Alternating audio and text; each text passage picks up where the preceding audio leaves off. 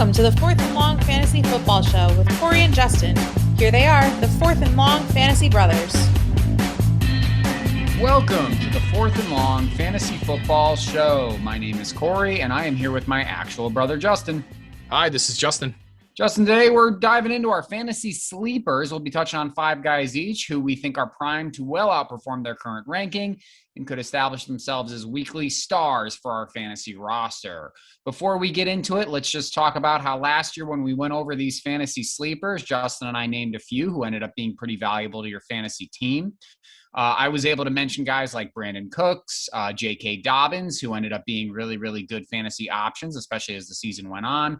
Justin had guys like T.J. Hawkinson and Cam Akers, which I know it still hurts to bring up in front of Justin. Justin, we did okay last year. You ready for this year?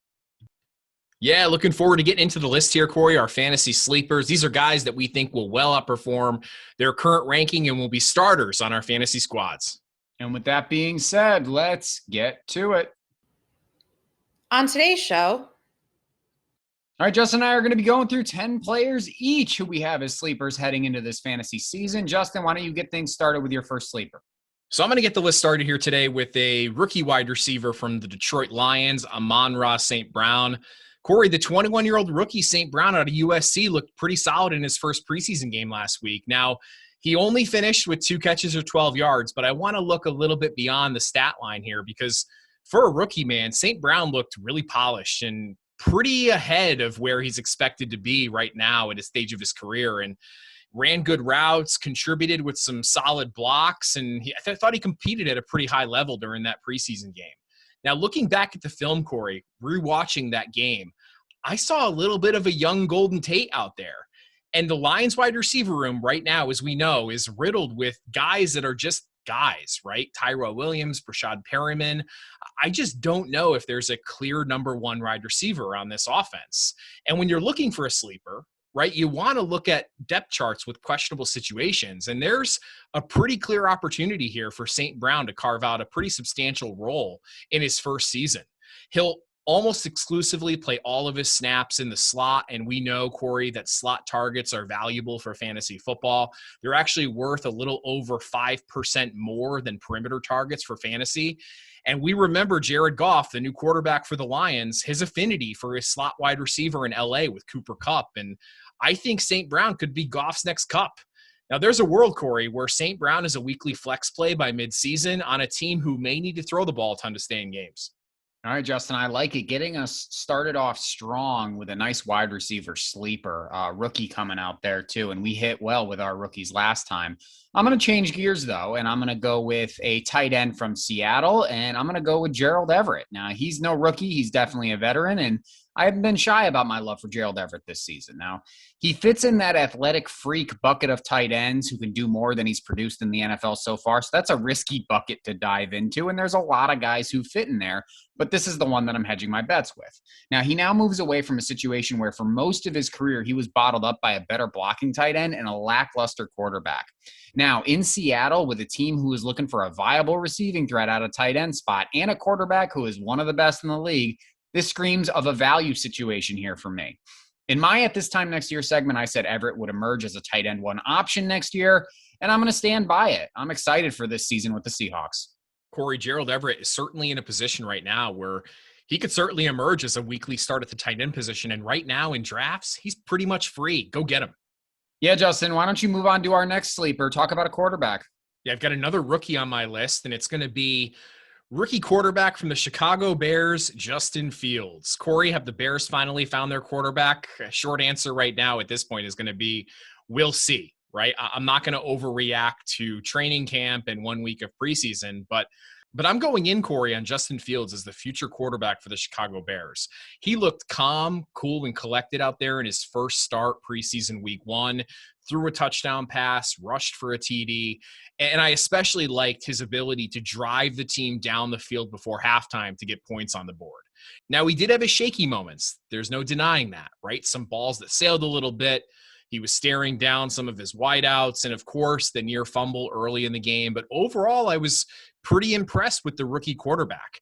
Now, this is a longer-term play here, Corey, and I could see Fields starting for the Bears by week 3 or 4, if not earlier. And I think the rushing upside paired with his playmaking ability gives me hope that he could really emerge as a worthy starting quarterback for fantasy rosters in 2021. Corey, you and I both preach wait on quarterback, right? We've always preached that.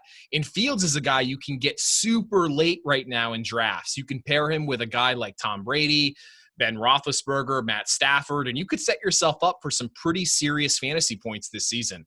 He's a playmaker and could have the upside of a quarterback like Russell Wilson. Yeah, Justin, I like how you're going with a couple rookies there. Justin Fields is a really nice and bold take. I'm going to keep going with the veterans, though, and I'm going to talk about wide receiver Jakobi Meyers from the Patriots. Now, Meyers, who's still in line to be the Patriots' #1 slot option, has been shot into the fantasy afterthought category thanks to many moves this offseason. Now, here are some of the thoughts that you'll hear around this situation from this past offseason. The Patriots are now designed to be a tight end-focused offense. The Patriots are too run-heavy to support a relevant wideout. Nelson Agholor is the only wide receiver worth drafting, and it should be very late in drafts. You know what's the same about all those things? None of them are actually facts. Here's a fantasy situation you might want to key in on. The last thing we saw, Jakobi was the best wide receiver in a Pats uniform. And based on the early preseason news, he'll still lead things off in that slot for this team. I'm not saying it's a slam dunk by any means, but we're in sleepers and late round flyers here, and I'd bite on this. I like the call, Corey. I think that's a good one. You know, we also have to remember that both Jonnu Smith and Hunter Henry have been banged up this training camp and this offseason so far. It's definitely going to afford Jakobi more reps here with this quarterbacks. I like the call. But I'm going to get in, Corey, to my next guy. And that's going to be a second-year wide receiver with Chicago Bears. Yes, another Chicago Bear on my list. I'm going to go with second-year wide receiver Darnell Mooney. I really like what Darnell Mooney could be in his second season after finishing his rookie season with almost 100 targets and what this was, which was a putrid offense this past season. The second-year wide receiver has the route running game down pat. There's no denying that. And reports out of training camp have been glowing.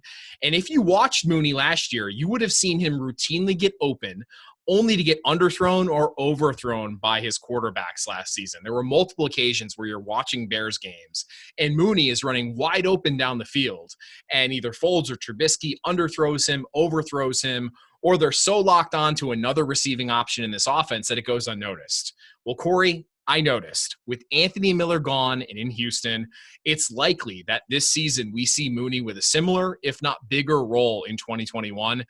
Now, it's not likely that he's going to see a week in and week out high target share with Allen Robinson still in the fold, right, being that alpha in the offense. But I don't think he's a guy that needs double-digit targets to make a splash in fantasy on a weekly basis.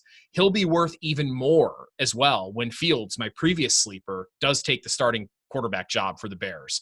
I think 70 catches, around 900 yards, and 6 to 8 touchdowns are well within reach. That places him squarely in the flex category, Corey. Yeah, Mooney is becoming a bit of a trendy pick right now for fantasy football, but his ADP isn't rising all that much, so you can still get him at a really good value, so I like that. I'm going to go to my quarterback next. I have one quarterback on this list, and that's Ben Roethlisberger from Pittsburgh. Now, here's another situation where facts are lacking. We don't know what Ben's arm is like. We don't know the offensive line will suck. We don't know if Najee helps or hurts his production. We just don't know in Pittsburgh right now. Here's what I do know. Big Ben was once a slam dunk fantasy starter, and he's a part of an offense with talented weapons that many cannot deny. Now, I don't like Ben as a QB1 this year, at least to start the season, but he's one of my favorite QB2s in a 2-quarterback league or a single quarterback streaming option as the year progresses. Now, as long as he's healthy, and that's obviously a big if here right now, I can't see Ben finishing outside of the top 15 quarterbacks. So now I'm going to fade on the risky narrative that his arm is done, and I'm going to hope that another year removed from that surgery might actually prove that Ben can be a trustable fantasy quarterback once more. Steelers have one of the better looking offenses on paper as we head into the 2021 season, right up there with teams like the Chiefs and, you know, throw the Titans out there as well. They've got a trio of wide receivers and one of the best looking rookie running backs we've seen in a few years now on their roster. I think Ben Roethlisberger is certainly primed for a big fantasy season. And he's dirt cheap right now, Corey. I like the call. I'm going to keep us moving, though, here with my next guy, and that's going to be a running back. And I'm going to go with Houston Texans running back, Philip Lindsay. Corey, what's that I hear? Is that David Johnson's fantasy stock collapsing, right? I mean, it's only week 1 of preseason, but this running back room and the way that it's unfolding is certainly interesting. And honestly, I don't really know what to expect over the next couple weeks, but As of today, I'm going to say that Philip Lindsay is the starter for the Houston Texans, Corey. In week 1 of the preseason, Lindsay outsnapped David Johnson 8-2 on the 10 snaps that actually happened with Tyrod Taylor in the first-team offense. And in addition to that, Mark Ingram was a healthy rest, and reports are that his roster spot is all but secure. Interesting. On top of that, a report came out the next day after their preseason game that David Johnson is, quote-unquote, embracing his reduced role in this offense. Not good for those folks who have already invested in David Johnson. Corey, all of that culminates in me naming Philip Lindsay a sleeper for the season. Probably the most talented of this running back group, question mark. Lindsay could carve out a weekly role where he sees 12 to 15 touches, and I think he could provide weekly flex value for those teams that are following the no running back strategy or want to add a lotto ticket pick at the back end of their bench. Now, I'm not excited about this pick, Corey. I'm really not, because honestly, the Texans may not win a single game this season, but as we know, there are always relevant fantasy players, even on the worst teams, and Philip Lindsay could be that guy for the Texans in 2021. Yeah, Justin, it's bad fantasy strategy to usually say that you're never going to draft somebody. The better strategy is you're never going to draft somebody until a certain point. And Philip Lindsay's value has not reflected what the depth chart and what we saw in that first preseason game is actually reflecting. So as long as his value stays where it is, Philip Lindsay can be a really fun pick and a really valuable pick, as you said, Justin. So speaking of running backs who I think are being undervalued, I'm going to get into one of my favorite rookies right now, and that's running back Trey Sermon on the San Francisco 49ers. Now, I've talked about this guy before. He's been in our top 10 rookies video. He's been mentioned a few times on our episode. So let's keep this short. I'm going to keep it short and sweet. Trey Sermon was blessed with one of the, if not the best landing spots in the NFL draft. No running game can make middling running backs look so good, and Sermon is no middling running back. I'm so excited to see this marriage come to life. And if Mostert is the only thing standing in his way, I see Trey Sermon easily as an RB2 candidate early in the season with upside for more as the season becomes finished. Corey, one of the things I really liked about Trey Sermon, watching him in preseason week 1, was the fact that he was out there for almost every single first-team offense snap. Now, obviously, Mostert didn't play. We'll see what happens as the preseason progresses if Mostert gets on the field. I like the prospects of Trey Sermon carving out a pretty substantial role in this 49ers offense. It's a great call. I think he's a great sleeper for the season. Speaking of rookies, Corey, I'm going to add one more rookie to our list here, and I'm going to go with Arizona Cardinals wide receiver Rondale Moore. I've talked about this guy before, Corey. I love what Rondale Moore could be in this Cardinals offense as early as this season. The 21-year-old athletic stud out of Purdue is already establishing himself as one of my favorite late-round wide receiver targets. And it was telling in week 1 of the preseason with how the Cardinals really engaged with him early and often in their offense. He was actually targeted on 36% of his routes in week 1, which was the highest by any rookie across the entire league. And he played a role similar to what I said earlier, Corey, on one of our shows, which was that Curtis Samuel sort of role from years past with the Panthers. He's one of those all-purpose dynamo sort of players, Corey, who could see a few jet sweeps out of the backfield and a handful of targets every week from one of my favorite fantasy quarterbacks in Kyler Murray. I see Moore establishing himself as early on a 5 to 7 sort of touch player with the ability to break a big play every week. But I think he has plenty of upside to grow into being a consistent fixture of this offense as the season goes on. Yeah, Justin, I like that. Rondale Moore, currently the wide receiver 70 in expert consensus rankings, half PPR. That's such a value for a young guy who can really become a focal point of a very, very high-profile offense. Doesn't cost you really anything, so he's a great sleeper to potentially pin down now. Justin, I'm going to finish things up with my last pick here, and I'm going to go with a Dallas running back. No, not that Dallas running back. I'm going to go with running back Tony Pollard. Now, Tony Pollard is a really fun back to watch. He's an explosive, shot out of a cannon runner who makes for an intriguing option in Dallas this year. Now, Pollard is currently RB 45, and for good reason, right? He's behind Zeke Elliott. But Elliott is going into a crucial season for him and for fantasy in general, because where he might actually end up becoming the next data point in the RB usage cliff argument. He has seen a ridiculous workload early in his career and maybe feeling the effects. Maybe we started to see that last year. It's guys like Todd Gurley and Steven Jackson, these guys who just end up falling off out of nowhere. Zeke may be the next one in line. And Pollard has very little standalone value this year, right? We know that if Zeke's healthy, he's going to play and dominate most of the touches. But if you are agreeing with anything I'm saying, and I know it isn't popular because Zeke is in fact a freak who made fantasy managers very, very happy in the past, then I think it might be time to invest in Pollard. He does not cost you much on draft day. He costs you very little. And I think he's sitting in a situation where a top-level workload may just be moments away. Tony Pollard, one of the clear top handcuffs to have in fantasy football.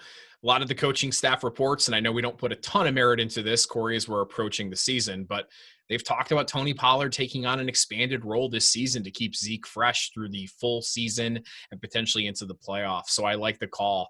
I always like these sleeper lists, Corey. I hope we hit on a few of these guys this year as well. Yeah, me too, Justin. And these will be guys that we have on our fantasy roster, so it'll be exciting to see what their fantasy seasons look like. And that will do it for this week. Please remember to comment and like on this video on YouTube, subscribe to the channel, and find us anywhere where you can find podcasts. That or anything else you can do to show some support. I'm Corey. And I'm Justin. And this has been the Fourth and Long Fantasy Football Show. We'll see you next time.